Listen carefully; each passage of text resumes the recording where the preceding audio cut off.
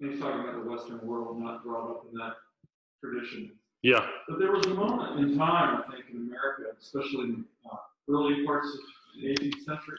Yeah. A lot of them were reading the Stoics. Yeah. Yeah. And, people like George Washington. And, I mean, to them, there was nothing better. Yeah. To strive for. Yeah. The honor of your fellow man. Yeah. American countryman, whatever it may be. Yeah. After independence. And clearly, wealth was important to them. But if you read their correspondence and you believe them, yeah, it's a huge deal. Yeah. To be seen in the eyes of your fellow countrymen honorably. Yeah. To serve honorably. To be seen in posterity. Yeah. Yeah. Forevermore as someone who, so some of that ancient Roman, and they love the Stoics. I think Joseph Addison was later on had written some plays much later in the period we're talking about here, but based on that period of time. Yeah. And how you comport yourself, how you go about your life. Yeah. As a public servant. So some of that stuff did survive. Yeah. In the Western world, at least in that moment in time. Well, and I think it did much, when industrialization. Sure. Things fall apart. Yeah. I think we see other hints of it too. I mean, even in my life, I can remember my grandfather telling me not to ruin his name, and I mean, that's an honor shame thing, right? How did that go? I think I'm doing okay by it now, but at the time, not so. At the time. There's a reason that conversation was had.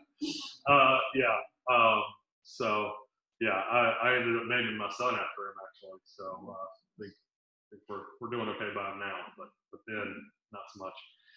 But I mean, I think there are a lot of things like that. I mean, you look at military culture, and there's a lot of honor, Medal of Honor, right? That kind of stuff. And so there's definitely like there's definitely that exists there. But the depth to which it existed in the Greco-Roman world is just unparalleled, Yeah, well, you didn't have people walking on the street trying to trick George Washington and saying something. Right. Embarrassing. Right. And if he said something embarrassing, he probably wasn't going to stop being the president, And so, And so, it's really remarkable when you start looking at like what the way that they thought about things. I was reading a book earlier today about the social world of the New Testament, and it said, actually I brought it with me. It said, just read it. Reading the intro to it for some course prep. It says, words take their meaning from a social system, not from a lexicon. And so what the point that he's trying to make is he's like, it's all well and good for you to learn Greek or Latin or whatever and figure out this means father. It's a whole other thing entirely to understand what they meant by father, right? And so that's what this kind of stuff is. Were you here last week when we watched the video? Yeah, I was here. Okay, awesome. So I don't have to catch you up. Doesn't look like, oh no, we've got Matt. I missed him until just now. All right. Hey, Matt.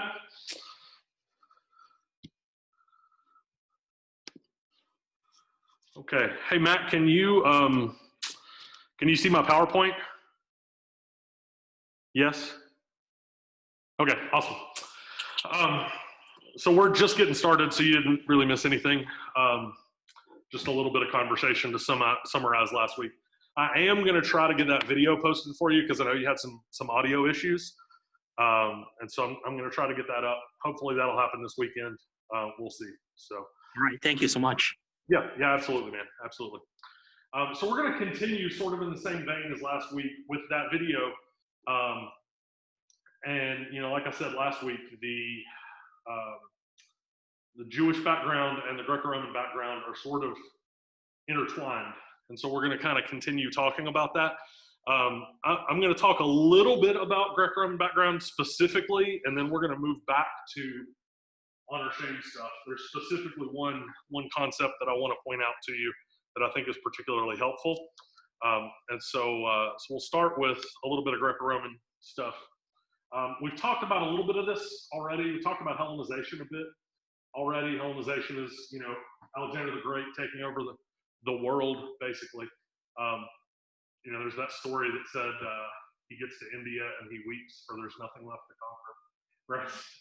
And so he takes over basically everything. This is what sets up the opportunity for the New Testament to be in one language.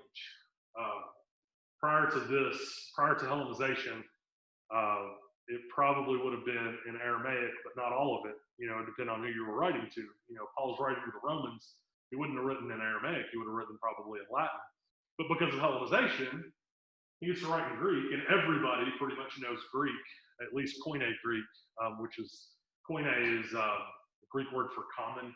And so Koine is essentially stupid Greek, right? It's the Greek that everyone can learn, which kind of makes you feel bad when you start to learn it, because it's hard, and you're like, this is the stupid version. I'm not doing so well, and so that helps out, right? The notion of a city-state, though Rome is more of a state city, because if you think about it, it's not the Italian empire, it's the Roman Empire, and so you've got the empire of the city. But for the Greeks, it was the city-state, right? You have Athens, Sparta, etc., that are all spreading out, right? Another thing that's interesting in Hellenization, and just the ancient world in general, is this notion of religious syncretism. And syncretism is essentially when you have worldviews or religions that are sort of existing beside each other, they kind of rub off on each other, and you start to see elements from one worldview or religion in another worldview or religion. You see this fairly clearly in religions that separate from one another. So you look at like Hinduism and Buddhism. When they separate from one another, Hinduism sort of is influenced by Buddhism in Buddhism leaving, right? So you end up getting some adjustments in Hinduism because of Buddhism leaving. And so syncretism here, you have a lot of these sort of tribal religions that are kind of localized, start rubbing up against other religions, and this is what influences the Greek pantheon, later on the Roman pantheon.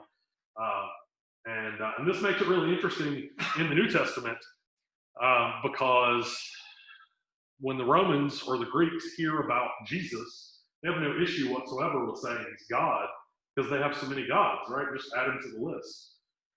They have an issue with saying that he is Lord, because that's reserved for Caesar, and so that's a political statement. So that gets some of the early Christians in a little bit of trouble. Notably, in Philippians chapter 2, when Paul says, "Every knee will bow and every tongue will confess that Jesus Christ is Lord, to the glory of God the Father." That's a political statement, and Paul is saying that to Philippi, which in the time, in the first century, it was called Little Rome, and so they were very fond of their Roman citizenship. And Paul talks in Philippi or in Philippians about your citizenship in heaven, right? And so he's definitely kind of hammering in on some of that the political background there. And so this religious syncretism, right? Like they just sort of take on whatever, right? Like they'll just, if they conquer a people and those people have gods, they're like, hey, there's room in our pantheon for your gods. Let's just add them right in, and we'll just keep on moving. And so that makes for an interesting religious background for the New Testament. That's not something that Christianity, well, I mean, there is some syncretism with Christianity, but generally speaking, Christianity is usually not fond of that. So the Roman Empire, after Hellenization, this is right up to the time of the New Testament, Rome just expands and expands and expands and expands, and eventually expands beyond its ability to sustain itself for a variety of reasons. But that doesn't happen for another 400 years or so after Jesus. As they're expanding, part of that is they make promises to people that they conquer that if you join the military, we'll give you land, or we'll give you citizenship, or we'll, give you this, give you that. Well, they run out of land to do that, so they have to conquer more land, sort of, so they can make good on the promises, and so then they make those people promises, and sort of perpetual cycle of having to kind of expand.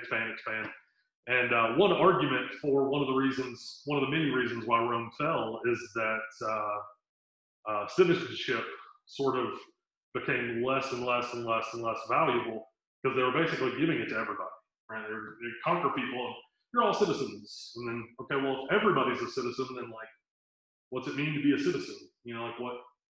What benefit is that if we're all citizens, right?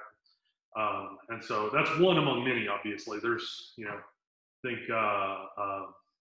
forget his first name, but his last name is Gibbon, wrote the Rise and Fall of the Roman Empire, and it's like 6 volumes or something like that, cataloging all of the different reasons why he thinks that Rome fell.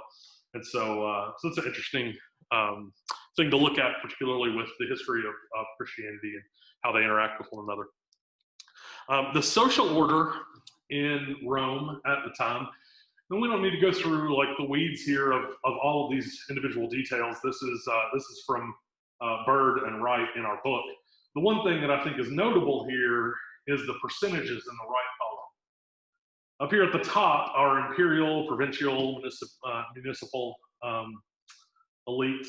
That's 3% of the population, right? 3% is the most powerful people in the Roman Empire. And if you look down at the very bottom, the subsistence level and below the subsistence level, it's 55%. And honestly, stable near the subsistence level, that's probably like your lower middle class, right? Like you're doing okay and you're not, you're a little bit above getting by, right? And that's 80% of the population, right? And so when you think about the Roman world, when you think about the New Testament, there is absolutely an undercurrent of like exploitation and disproportionate benefits, right? That, Paul with his household codes, for instance. In Rome, your household code of how you ought to behave, depending on what your status is, would be aimed at the person who is subjugated, so to speak. And so you would write a household code for how the wife should behave herself, how the children should behave themselves, and how slaves should behave themselves. But Paul adds in, he has the wife and then the husband. And he has the children and then the parents, and then he has the slave and then the master, right? And so he takes the person who has power in the relationship and says, this is how you ought to wield that power, right? And you see this sort of ethic in the New Testament. It's particularly notable in James, when James is saying in chapter 5, weep and wail, you rich people, for all of the stuff that you have laid up for yourselves is crying out to God against you, because you've stolen it from the people that work for you. James is sounding very much like an Old Testament prophet in those instances. And so there's a reason for that, right? You have 80% of your population who are seriously struggling, and some of the people who are not struggling are probably ripping them off, right? And so that's a serious challenge, right? And so when you see Jesus interacting with people, when they ask him questions like, should we pay taxes? That is a loaded question, right? That is a huge loaded question, because the poorer people don't want to pay taxes, and the richer people are usually in bed with Rome, and so they want to hear that you're going to pay taxes because they want Rome happy. And so Jesus is like walking a tightrope between these people, right? So this is a challenge. Another instance, or another interesting thing to look at is Greco-Roman religion. And this is an image of Artemis, and all of those things on her chest are intended to be breasts. And so this is an example of how scandalous some of the artwork, the religious artwork in Rome might be. I was talking to a friend of mine who is a scholar of religion. He actually started out on the path to do sort of what I'm doing, and then ended up being a historian of American religion. And so kind of went in a different direction. But one of the courses that he took was on Greco-Roman archaeology, like looking at like some of the remains of this stuff for the context of the New Testament. And he said, we were talking about it, he said, it makes me laugh every time that I hear about a church group wanting to go to like Greece on like a Bible tour, because they don't realize how much of this stuff is going to be there. And you have all of these scandalized like 70-year-old women who are like not prepared to see, you know, the religious stuff in Rome, because it's utterly pornographic, really. I mean, this is pretty tame compared to some of the other stuff. And so this is an instance of like what religion looked like for them, right? When Paul is talking about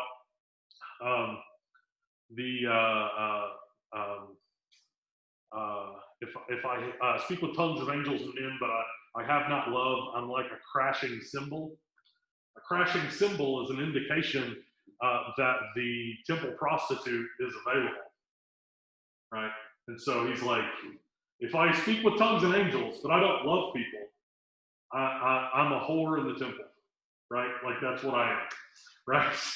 And I mean, this is a live issue for them. It's notable that in Corinthians, Paul talks about a guy who is sleeping with his mom, and that's like, you know, Corinth is essentially first century Vegas, only worse, right? And so this kind of stuff, you know, it exists. Their temples had female and male prostitutes, and part of their notion of worship was engaging with the prostitute, right? And you can imagine when Paul has to talk to people in a church in that environment, when they convert to Christianity, there's a very different worship service, right? That he has to say like, no, we do not behave like they behave. This is not how we do things, right? And so with regard to religion in Greco-Roman world, the Latin word religio is to bind, and the idea is that you're binding yourself usually to a specific god. You worship a pantheon, but you typically have like a specific god who you consider as your patron.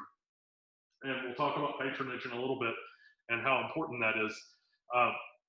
But you're binding yourself to a god and to the Roman world in general, to the emperor, etc.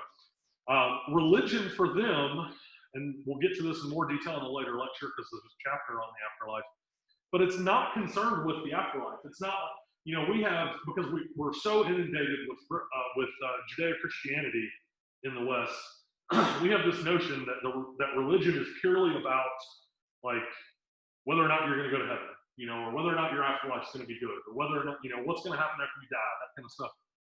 For them, that wasn't the issue, right? Religion was a part of life, and it was woven into every fabric of life. Everything that you did was religious, and so there's no sacred secular divide, right? There's no such thing as the religious stuff you do and the rest of your life.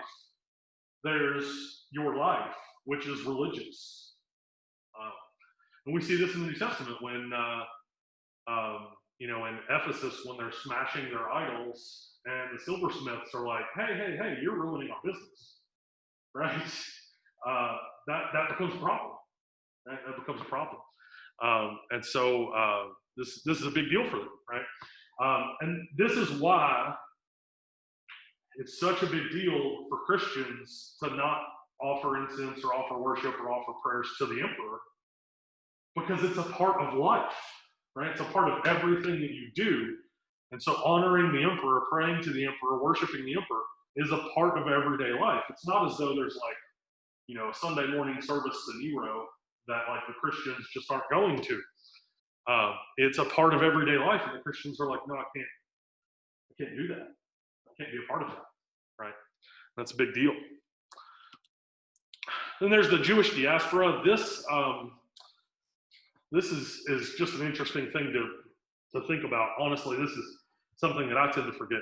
By the first century, the majority of Jews, up to 80%, didn't live in Palestine, didn't live in Israel. In some cities, as much as 20% of the population was Jewish. The reason that Paul can write a letter to the church in Rome in the first century is that there's a significant Jewish population in Rome in the first century.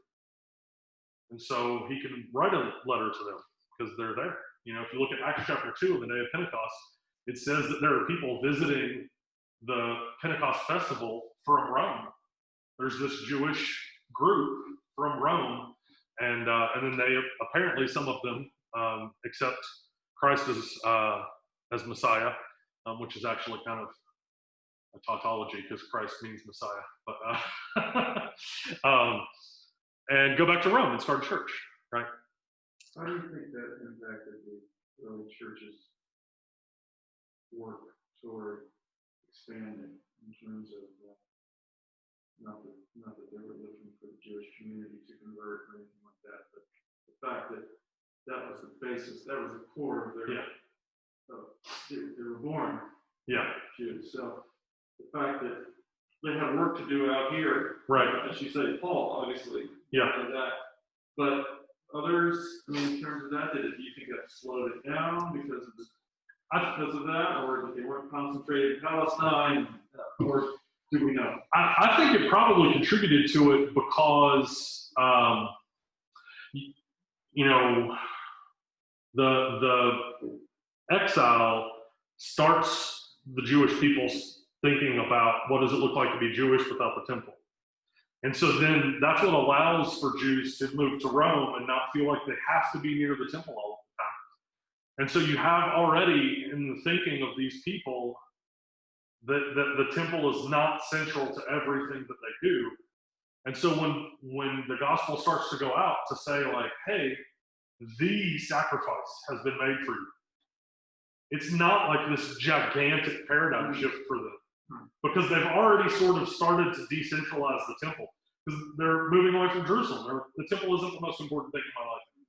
I'll go to the temple when it's necessary, but otherwise I'm going to go live where I need to live, right? If that's in Rome, if that's in Corinth, if that's, you know, wherever. And so it's not as much of a massive shift for them. And so Judaism already kind of has that, you know, like there's this guy that wrote a book about how the way that we do church is based on paganism. And, you know, he's all about like, we need to get back to house churches and all this kind of stuff. And it's just not true. The way that we do church is based on synagogue, right? That's where like you have seating and you have a central podium and someone reads the scriptures and then explains the scriptures and maybe you sing some and then you leave. That's synagogue and that's where church came from, right? That's, you know, when they started moving from house church to actually having a building, that's what they were influenced by, is the idea of synagogue. So I think this, from kind of like a missiological standpoint, you know, the theory of mission, I think this was probably a helpful thing. It continues that shift away from the temple, it spreads them out, gives them an opportunity. I mean, gives Paul a place to go, right? If you read Acts, I mean, the first place he goes almost anywhere is synagogue, right? He gets to a city, he goes to the synagogue. And then he talks to the other people after that, but he goes to the city, he goes to the synagogue, right? And if that weren't there, if it wasn't for the diaspora, then that would have been harder, I think. And when he's talking to the Gentiles, they already have a notion of what Judaism is, right? And so there's an ability, even with Gentiles, to say like, hey, here's an Old Testament. This is what the Old Testament says. Here's what the prophets say. Here's how that relates to Jesus. Yeah, so I think it's probably overall probably a good thing. Anyway, so the thing that I want to shift to is patronage and reciprocity. And this, to me, there are a lot of cultural things for understanding the New Testament. There's just so many.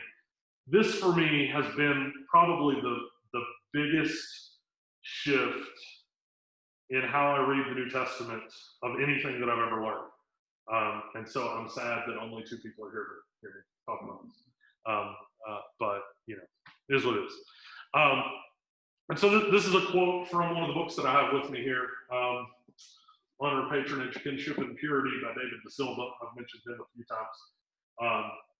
And he says the world of the authors of the readers of the New Testament was one in which personal patronage was an essential means of acquiring access to goods, protection, or opportunities for employment and advancement. And so, when we look at this picture that I have in our background that I'm using, this is a library in Ephesus. And we typically think, when we see these statues, we typically think that these are all gods or goddesses. If you look at the Colosseum, for instance, the Colosseum has all of those arches, and in most of those arches, there's a statue of something, right, or the base where a statue used to be. These are sometimes gods and goddesses, but they're often a patron. It's often someone donated a whole lot of money for this library to be built. And so you know what they did? They built a statue of that person to say, this library was built from the donation of so-and-so, right? And as a touch point to, honor and shame in our modern world, we still do this, right? I mean, you go to a hospital and the cancer wing is named after somebody, right? And, the baby center is named after somebody. And how does it get named after those people? A really big check, right? And what does that do for that person? It helps their reputation, right? They're seen as a philanthropist, right? They're seen as someone who is helping the community, right? And so that's where this comes from. You have these statues built, and I mean, it's not just statues. There's all sorts of other things. If you read the beginning of Luke's gospel, I think in verse 4, in the first chapter, he says that many had taken the opportunity to write an account of this, but after having researched it thoroughly myself, I've written an account also for you, most excellent Theophilus. And we normally just kind of read right past that name. That person probably bankrolled Luke writing Luke's gospel, and probably acts as well, right? He's probably the person who made it possible financially for Luke to do that. And so what is Luke doing by including him in the beginning of the gospel? He's increasing that guy's honor, right? Because his name's there. Anytime somebody reads Luke's gospel, they read that name and they know Theophilus is an honorable person, right? And so this is what patronage does for us in the ancient world. So we have this notion of patrons and clients. There's no welfare system. There's no governmental support system. There's nothing to help people, really. And so what you need is someone with resources. The simplest definition of patron and client. Patron is someone with resources. Client is someone who needs resources, right? Now, whether or not that resource is an introduction to someone or money or a job or whatever, the patron has it, the client needs it, right? That's the simplest definition of the two. And so if you are struggling in the ancient world, the easiest way to fix that struggle is to find a patron. That's really essentially the only way, right? They have a really low view of labor. I was reading some quotes about that actually earlier today, where they basically are just like, if you have to work, you're shameful just by virtue of needing to work, right? If you're not in a position where you can give yourself to public service or give yourself to war or give yourself to philosophy or give yourself to one of these sort of leisure activities, then you are a shameful person, right? And so that you just kind of working your way up isn't really something that they allowed for, right? So there's two types of reciprocity. This helps us understand some language in the New Testament. In fact, there's really good reason to believe that the terms agape and phileo, which are typically thought of as agape is usually used as like God's perfect love. That's what people tend to say. But language just doesn't work that way. Nobody has a word that means specifically God's perfect love, right? Because then, like, what does it mean for one person to have agape for someone else, right? Like, just words don't mean that. What agape probably means is a patron willing to help a client who is in a disproportionate social position, right? And so if you are well above someone and you stoop to help that person and be their patron, that's agape. That's what that sort of affection is that you're willing to stoop to that person's level. And then patronage between people of equal levels or roughly equal levels would be phileo, right? Brotherly love is how we typically translate that. That's probably like roughly the same level. Most people are willing to do that, right? That's not extraordinary to be willing to like help someone that's kind of on the same level as you. The spheres of reciprocity, some of the ways that this happens, you have personal benefaction, and this typically happens among the poor. Public benefaction, this is what we have with the library in the background, right? Or coming to aid in a time of disaster. So you improve a building, you allow a building to be built. If there's a major disaster, you're one of the people that comes in and helps rebuild, that sort of thing. And so all of this stuff builds your reputation as the patron. And it allows people who do not have access to things to gain access to things, right? And so it's helping both, right? It's helping the patron, helping the client. And if you think about it in a larger scale, if you're a patron, your patronage of someone may grant you an opportunity to be the client of someone above you, right? If your honor ranking rises enough, that might put you in the right sphere where you can actually gain access to someone above you, and you can sort of raise your station, so to speak. Okay. Yeah, that's tough. That's tough. We'll get to that in a second. Frequently, there's a third party who is called a broker, who is sort of like a mini patron client, right? So, let's say you're really wealthy and I need services or goods or something like that you can give me.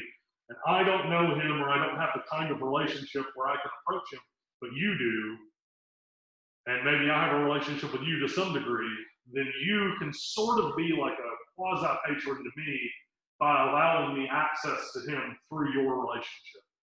And so that broker sort of is kind of like a mini patron client, because then they would use their relationship with the larger person to get the lower person in, and then now you're their client as well, right? So you're patron to me, client to them. But sometimes it's just, you have a rich person who's just like looking for opportunities to help out, It's a very diverse situation. Right? Yes, absolutely, because some people, right, exactly. I'm gonna encourage you to go talk to someone else, right? And if you're upset with your patron and he hasn't treated you well, maybe you filter the wrong people to him. And so, yeah, I mean, it's all this big game, and how all this stuff works out. So there's some quotes regarding this that I think are helpful for kind of understanding this. These are just some of the people I'm going to be using for the quotes. Socrates, a few hundred years before time of Jesus. Seneca, who a lot of us have probably heard of, Roman statesman around the time of Jesus. Plato, hopefully all of us have heard of. And then Sophocles, who is a Greek playwright. So there are going to be some of our quotations here to kind of help us wrap our minds around what patronage looks like. So Seneca says, help one person with money, another with credit, another with influence, another with advice, and another with sound precepts. And when we read this, apart from a knowledge of honor and shame and patronage and reciprocity, we just think Seneca's like, be helpful, right?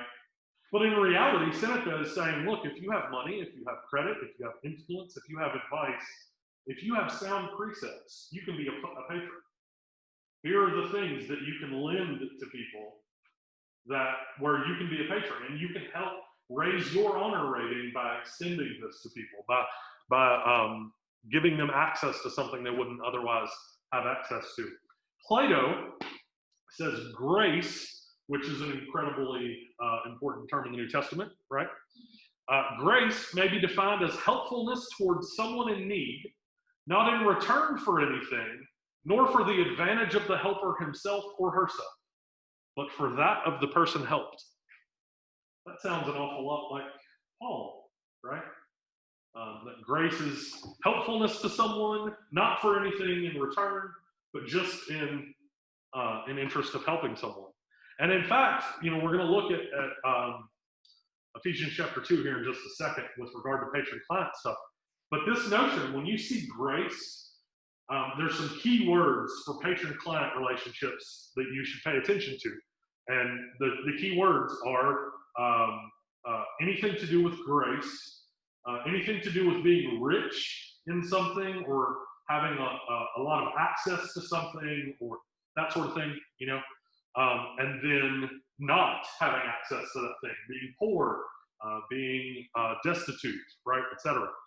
Anytime you have that set up where there's grace, there's someone with a thing, and then someone who needs that thing, right? You have a potential patron-client relationship. Sophocles says, favor is always giving birth to favor. So grace is giving birth to grace. Favor giving birth to favor. It's the same word there, charis in Greek.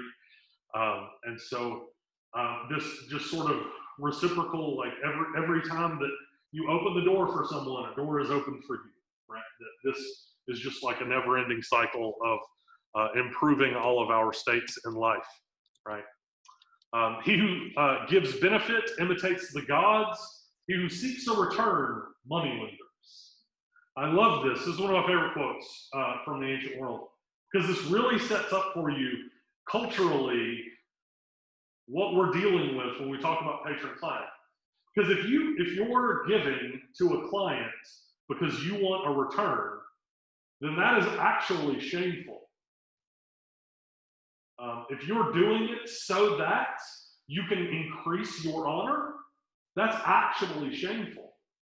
You should ideally be doing it because you want to, and the proper response from everyone else is to see you as an honorable person.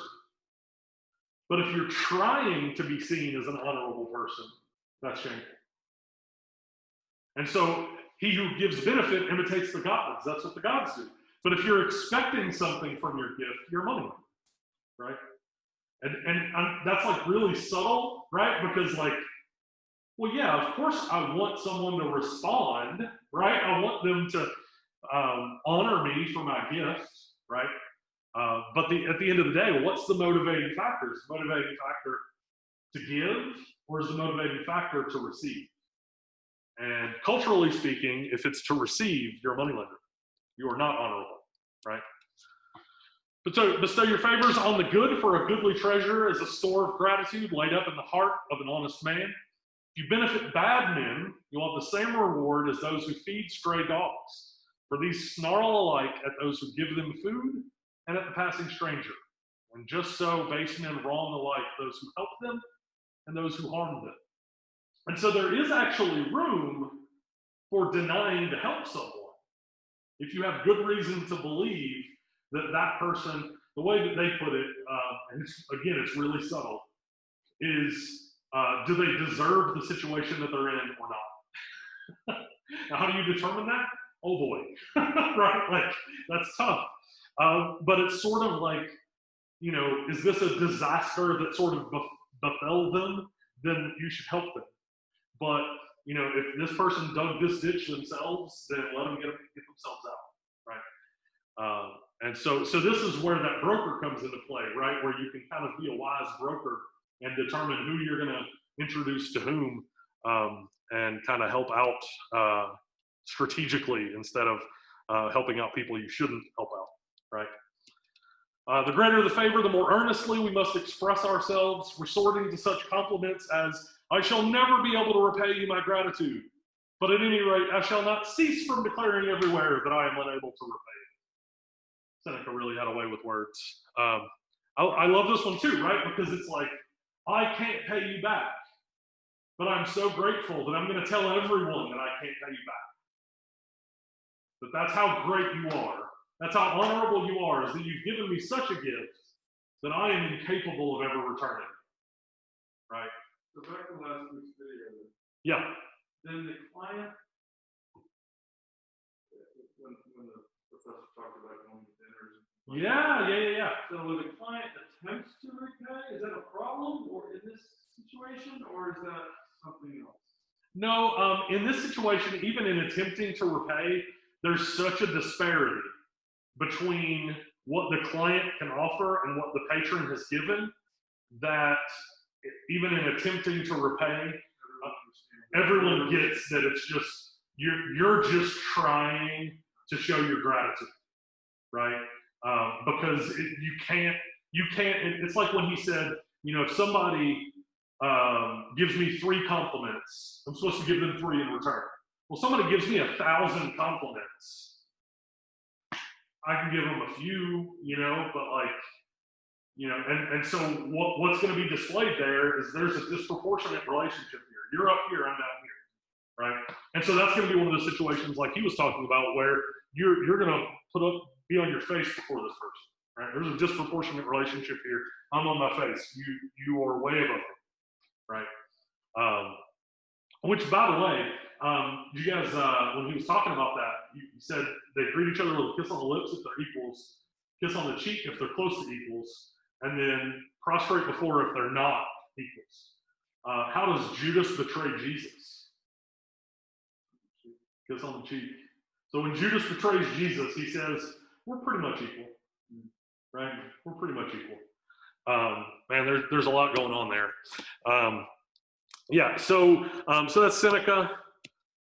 Another Seneca, increasing the fame of the giver is part of the proper return for the benefit, and a gift that one is ashamed to acknowledge openly, hearing of all, one has no business accepting in the first place. So if you're not willing to tell everyone about this gift, and tell everyone about this giver, you shouldn't have received it. You shouldn't have even accepted it, right? If you wish to make a return for a favor, you must be willing to go into exile, or to pour forth your blood, or to undergo poverty, or even to let your very innocence be stained and exposed to shameful slanders. And so there's this expectation that the patron is going to give without expectation of return. But remember, he said that this honor-shame game is played by the entire village, right? The entire culture. Everyone around is paying attention to this. And so the giver is supposed to give without expectation of return, but everyone watching should expect the client to try to pay back in some way. And usually the way that you pay back is by saying, man, that gift, man, I could have never done anything to earn something like that, right? That is your expected responsibility. And that's not expected on behalf of the giver, it's expected on behalf of the culture, right? Everyone watching expects that. So our participants, this is where we get to the broker. Patron, someone with goods, like we were talking about. Broker, someone with access. And access is, in a sense, also a good, right? Like it's also some, so like I said, the broker is sort of like a mini patron, right? By allowing access to the greater patron. And the client is someone in need of goods and services or access, okay? So here is, this is the concept that to me really fundamentally shifted my understanding of the New Testament. In light of all of these things, this idea, the dance of grace, you have patron, broker, and client, and we have from the patron to the client, and from the client to the patron, right? That's this idea of a dance, right? The patron gives to the client gives to the patron. And so what we have in the gift from the patron to the client is a willingness and then the gift itself. And so when we give from the patron to the client, it's willingness to give and then the gift itself. And then the client in return gives gratitude. So you have this dance of grace, right? The patron bestows a willingness and a gift.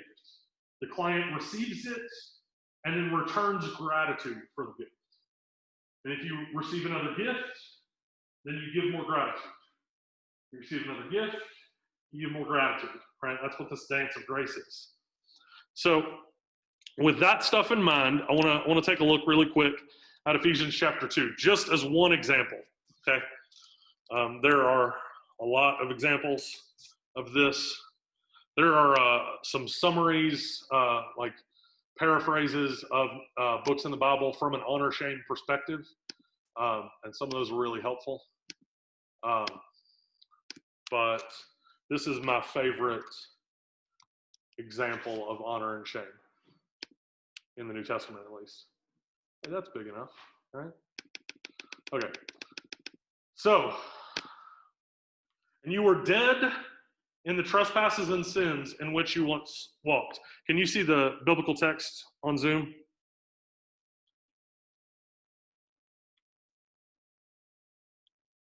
Yeah? Okay, just want to make sure. So you were dead in trespasses and sins. What does dead in trespasses and sins look like from an honor and shame perspective? You don't have goods, right? You are lacking, right? Following the course of this world, following the prince of the power of the air, the spirit that is now at work in the sons of disobedience, among whom we all once lived in the passions of our flesh, carrying out the desires of the body and the mind, and were by nature children of wrath like the rest of mankind. But God, being rich in mercy, what's that sound like from a patron-client perspective? We don't have anything. We're dead in trespasses and sins. God is rich. So we have a patron, we have a client, right? Because of the great love with which he loved us, even when we were dead in our trespasses, even when we were poor and without these goods, God made us alive together with Christ. By grace you have been saved. Now, that by grace you have been saved has to hit home from an honor and shame perspective, right? Because he is clearly saying here, God is a patron, you are a client, you had no ability to get this. No ability whatsoever to get this. Right. There's no way you can even get his attention, right? But because of his love for you, by his grace, by his willingness and his gift, you've been saved. And he raises us up with him, seats us with him in the heavenly places in Christ Jesus. The heavenly places in Christ Jesus, if we're sitting there, is that a place of honor or a place of shame? It's a place of honor, right? And so not only has God negated dead transgressions and sins, not only has he brought us back to life, which is a move in the direction of honor, he's exalted us to the highest possible place in Christ Jesus, which is an incredible increase in honor, right? So that in the coming ages he might show the immeasurable riches of his grace and kindness towards us in Christ Jesus. So why does God raise us up? God raises us up so that we can show how rich he is in grace. That's what he's trying to demonstrate. Because in raising us up, he demonstrates how much grace he has, which then gives him the opportunity to raise more people up, right? Because what are you supposed to do as a client? You're supposed to tell everyone, look, I could not, this gift, let me tell you this gift, right? And then in doing so, you're presenting an opportunity for those people that are hearing you to extend themselves to your patron. Because what are they going to say? Can you introduce me to him? Because I need that, right? Can you act as the broker here? Can you get me connected to him? Because I need that, right? And so God wants to display the immeasurable riches of his grace so that he can bring people to him. For by grace you have been saved through faith. And this is not of your own doing. It is the gift of God, not a result of works, so that no one may boast. I mean, Paul is really driving home here, patron, client, patron, client, patron, client. For we are his workmanship created in Christ Jesus for good works, which God prepared beforehand that we should walk in them. What's that last verse? The expectation of the return, right? God has a willingness and grants a gift, And what's our response? We didn't earn it. And God doesn't expect a response. But all of those who are part of this community with us expect of us a response. And that response is these good works, which God himself has prepared beforehand for us. This is why, like, a lot of people will say, like, Paul and James disagree with one another, right? Because Paul says we're saved by grace through faith, not of works. And then James says, yeah, right, show me your works, right? Like, show me your works, because your faith without works is dead. Right, exactly, right? And so that's been one of those things that, like, people go back and forth on, right? Like Paul and James, they don't agree with one another. They absolutely agree with one another. Because would Paul say with faith without works is dead? Yeah. Because if you are a client and you do not reciprocate, you shouldn't have received the gift to begin with. Right? Paul and James agree on this.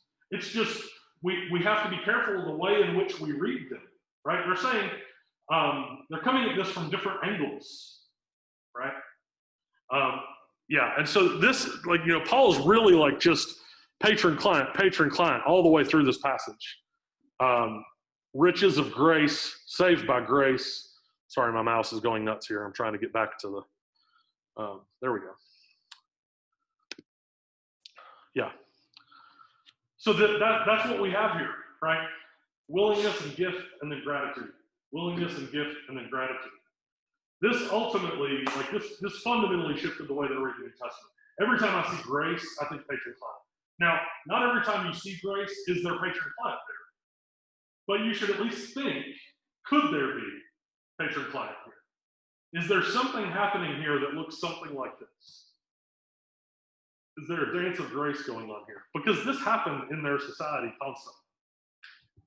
Right? This is how everybody got access to anything. If you weren't rich, you had to play this game. And Paul uses this to explain to us salvation. Right? And like I said, there's tons of other places in the New Testament that pertain to this, pertain to honor and shame, all that kind of stuff. The notion that the resurrection exists is God vindicating a shameful death of Jesus, right? That's an honor and shame thing. The crucifixion should have killed Christianity, and it didn't, because God vindicated Jesus' shameful death, right? So there's tons of stuff like that. So further resources here, the book that I've got there, Honor, Patronage, Kinship, and Purity, I've got it here if you want to see it. And then I also have some other books over here that I forgot to list here. Honor, Patronage, Kinship, and Purity is probably the best one out of all of them. There are also several socio-rhetorical commentaries, which do a lot with this social background kind of stuff. IBP has a dictionary of Bible background, and then they have a Bible background commentary on the New Testament. They also have one on the Old Testament.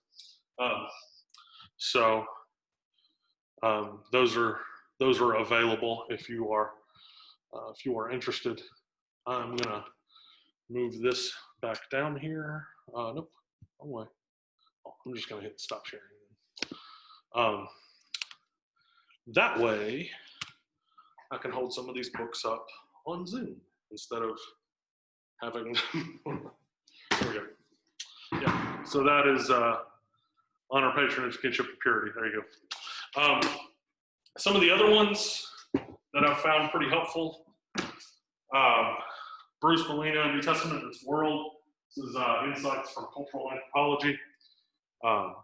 So there's that one. Social World of the New Testament, that's the one that I was talking about earlier, that I quoted from. And this is actually multiple authors. It's like essays on different topics, and so it's pretty interesting. Who's the editor there? Editor is Neyrey, Neyrey, and Stewart. This one is a little academic, I will say, and so that might be a little dense depending on your tolerance for academic reading.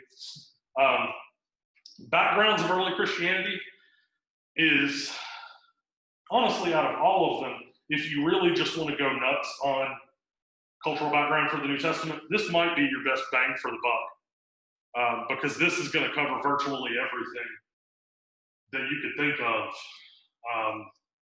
Yeah, this is just it's phenomenal, and Ferguson's fantastic, and so this is a really good resource.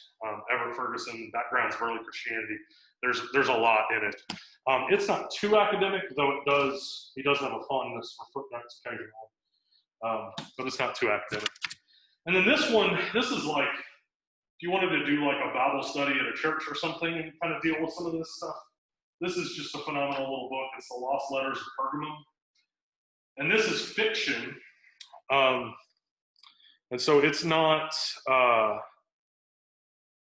this isn't actually like history. But what he did is he took Greco-Roman letter writing and sort of like created his own Greco-Roman letters and kind of created his own like world of like writing letters back and forth between these people. And it really helps get at not only some of the cultural background of the New Testament, but even just the notion of reading these letters, right? Like the way that letters are written and what people do in letter writing that we don't necessarily do anymore. Because they would even do the whole compliment game in letters, right? I mean, if you think about Paul's letters, right? I make mention of you always in all of my prayers. Really, Paul? Do you? Or is that honor and shame? Right? You're making this grandiose statement because that's what you do, right? It's like the guy said last week. He was talking on the phone with the dude, and he says, "The sun did not rise until I heard your voice," right? And that's the sort of thing you get. And the reason that's helpful is that when you notice that in Paul's letters, and then you notice that it's not there in Galatians, you're like, oh, bells, alarms, there's a problem here, right? Because Paul's upset in Galatians. And how upset he is doesn't necessarily come through to us until we start to appreciate some of this cultural background stuff. He is very, very, very upset. And it comes through much more in the cultural background than it does sometimes in the way that we read it in English. I even heard somebody say one time that Galatians was their favorite book because it was one of the most happy books in the New Testament. And I'm like, I don't even know what you're reading. Like, Galatians is the one where he says, "Oh, foolish Galatians, who has bewitched you?" Right? Like, that is not a happy letter. So, yeah, I don't know. Anyway, so that's the end of the presentation. Do we have questions? Anything that you want to expand on? Yeah. If the Bible reflects the honor-shame culture, Yep. why then does it seem that most Western cultures that have been influenced by Christianity have had a shift to, I think you call it the guilt culture? Yeah. Is that a result of Christianity or something else? Or what would you say about that? No, I'd say that shift towards guilt-based has more to do with a philosophical shift towards individualism and away from a collective mentality. If you think about it in an honor and shame context, if your honor comes from your family is going to be very, very important to you. But as we shift away from family-centric to individual-centric, your family becomes less and less important to you. It's really just what's good for me. I don't really care if it hurts my family. I just want what's good for me. And that there are lots of different factors impacting that, right? I couldn't even go on into, there's just too many things, right? The Enlightenment, industrialization, and then technology. I mean, there's just so much in the Western world that continue, and it's not that it isn't in the Eastern world too. The emphasis on individual. Yeah.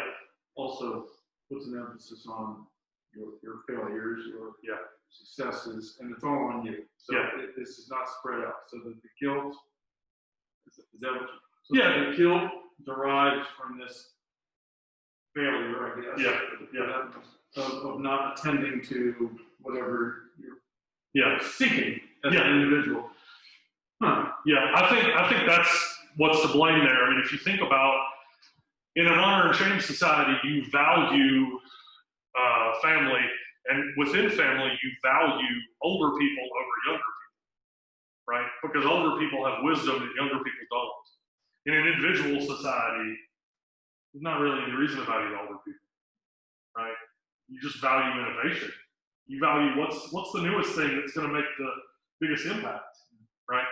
And so I don't care about grandpa and grandma, right? Like, it don't matter, right? I want to talk to the 13-year-old who just invented an app that's going to change the world, right?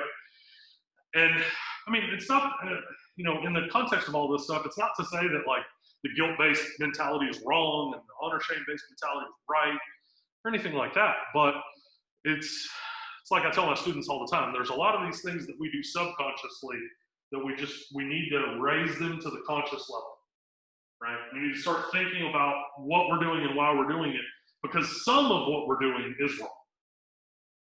And so we need to critically evaluate and so parts of guilt-based culture, I would say, is wrong, right? I think we should have a stronger notion of family, even if that stronger notion of family isn't necessarily blood family or genetic family, but a stronger notion of like community, right? Of people that are gonna have my back, right? Right, yeah. I mean, and so I think, this is, that sort of stuff would be really helpful for us. But I mean, to use that as an analogy, I mean, there's a lot of people that are like, I'm not at risk. Why do I need to wear a mask? And you're like, that is not the point.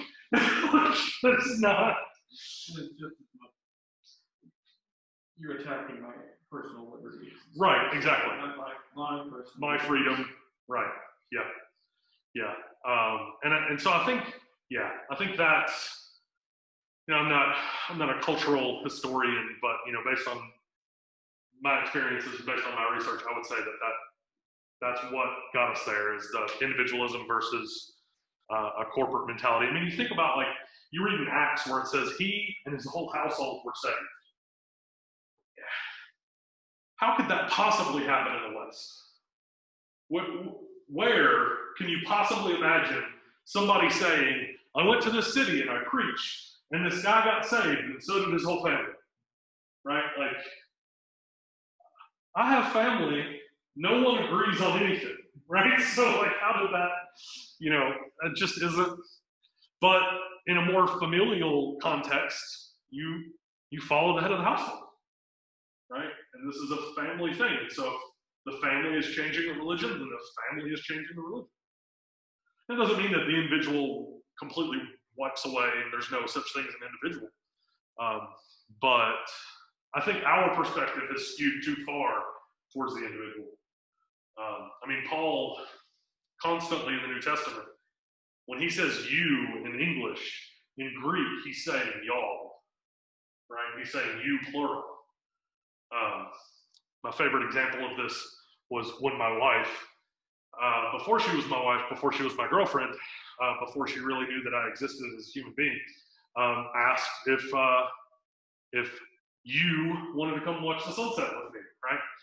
And I didn't know if it was you singular or you plural, and it was you plural, and I thought it was you singular. I mean, it worked out all right. We're married. Right, exactly. It's everything's about me, right? But when we read the New Testament, it's when Paul says, work out your salvation with fear and trembling, he says, work out y'all's salvation with fear and trembling. It's plural, and it's regularly plural. Matter of fact, while we're talking about this really quick, I can show you an easy way to see this, which is also kind of humorous. So if you go to BibleWebApp.com,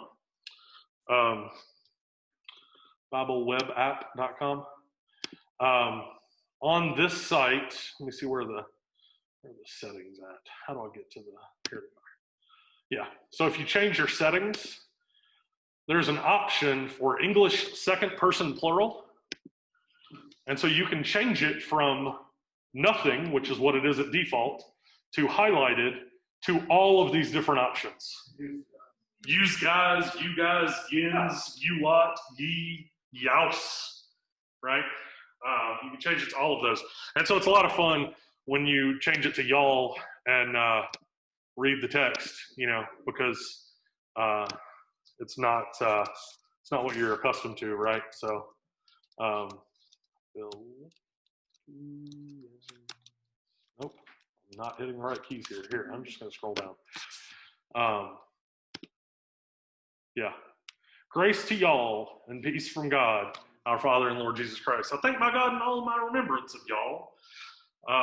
And I mean, that's like, if you go to this website, you can actually shift to being able to tell when it is a second person plural. And that is helpful because in English, we tend to just use you and let that apply to everything, right? And a 13-year-old came up with that. I'm sure of it, right? I'm sure of it. Yeah. From Mississippi. Yeah, right. Yeah, well, Southern English was one of the first options. So, yeah. I have a question that's not related to your remarks tonight, but it was a side note in the chapter. It was on the, and I know this is incredible. You steering the canon. Yeah. So, my mother passed away a couple of years ago, and Tracy's, different family members are doing readings. So I've got the NRSV at home. Yeah. I've sort of shifted gears at some point. But anyhow, he goes, yeah, I want you to read from Wisdom. Yeah. So I'm like, I know I've heard of Wisdom. Yeah. And it is not in this Bible, so something's wrong here. Yeah. So anyhow, the sidebar is the canon. Where the Catholics books accepted as part of the canon. Yeah. So what is the easiest way to sort of understand why that is? Yeah. Who made the decisions and when they made them? I think I know a little bit about that, but I'm not absolutely sure. Yeah. And then the Protestants decide, of course, much later, their Bible. So how do you even attack that question? Yeah, so the early church seems to be pretty well settled on the traditional 66 books, 39 in the Old Testament, 27 in the New Testament. But they also recognize these additional books, and they make a distinction between the Apocrypha, or what gets called the Deuterocanon, second canon, and the Pseudepigrapha. And the Pseudepigrapha means the false writings. And so that's the weird stuff, right? You get in that, I forget the name of it, but there's something to do with Solomon, and he's like fighting demons with magic rings, right? That's weird, right? That gets put into the false writings. So they're aware of those, and even the Catholics call the Apocrypha, what Protestants call the Apocrypha, the Deuterocanon, and it's from the early church. They seem to recognize the canon of Scripture, but then they also recognize these other books. And so in the early church, like for instance with Athanasius writes a festal letter for Easter in the middle 4th century, like 363-ish, 360 something, I think. And he lists all the books of the Bible. Says here's the canon. But then he says, and then here are the other books that are beneficial, and lists the Apocrypha. And when he's talking about training a minister, he expects just automatically that someone going into ministry would know the 66 books. He doesn't even really mention it. He just sort of assumes you're going to know those. And then he says, and they should also be well studied in these useful books. He calls them the useful books. What seems to happen over the course of church history is the useful books start going from being kind of useful reading to becoming kind of almost on the same level as Scripture. And by the time of the Reformation, you have like actual doctrine coming out of the Deuterocanon. And so that's why Luther rejects it, and that's why all the other reformers reject it. And as a result, anybody who is a faithful child of Protestantism just hates the Apocrypha, right? But I think it's stupid. I mean, the Apocrypha is helpful. I mean, I have an NRSV that has the Apocrypha, and I think the Apocrypha is really helpful. There's a chapter in Tobit where he's talking about this woman who got married, and on her wedding night, her husband died. And then his brother married her, and on the wedding night, the husband died. And then his brother married her, and on the wedding night, the husband died, right? And Tobit's talking about this like it's a real thing because Tobit's son is going to marry her. He's the next in line. And Tobit's son is like, what am I going to do? All of the other guys have died, right?